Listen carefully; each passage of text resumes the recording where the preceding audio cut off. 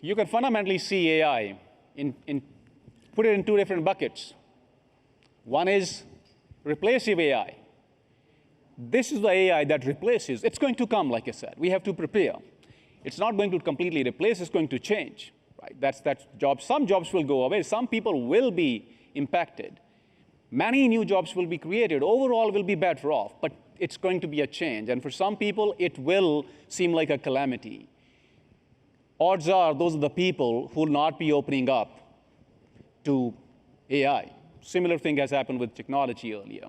But the second part of AI is assistive AI, where AI essentially makes us better, more effective, more productive.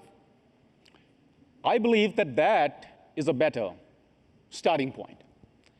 So starting with assistive AI. So when you are thinking about AI for your organization, for your client, advising someone, again, yesterday Dave spent a lot of time about being a trusted advisor, and I'm sure that's what many of you do. I spoke to some people outside, and that's what I kept hearing again and again. So that's a good starting point. It's an easy starting point. Make your people more productive, make them more effective. It's easy enough to see those AI technologies from the other ones. Replacive ones will come.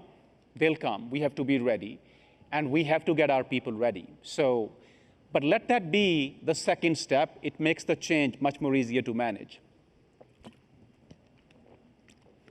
Now, more specifically, where can you start? Again, this is some data.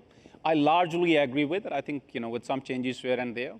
So these are some good starting points. So when you talk about sales, I spoke about Humantic a little bit. We say buyer intelligence, know your buyer. So we often say when I'm in meetings, I say, today, salespeople, they are living in a house with walls on 3 sides and nothing but emptiness on the 4th side. The way technology is shaped up, we have the likes of Zoom Info, a lot of data about the companies. You can easily get that data. So I'm talking about data and intelligence.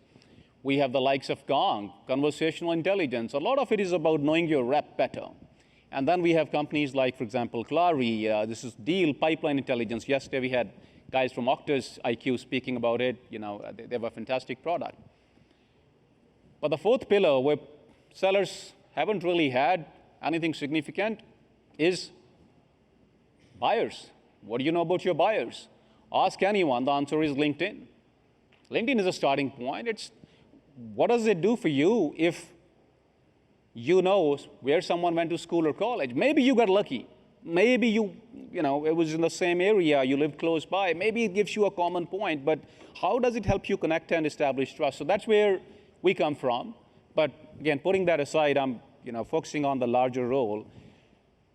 Predicting pipeline, predicting opportunities, assisting reps, letting them know where they're missing steps, where they need to do something, generating summaries of the meetings, action items. There's a lot of assistance. So you don't have to spend 30 minutes writing an email post a meeting. You use AI today, it'll give you a summary and action items, and in 5 minutes you can send that mail out.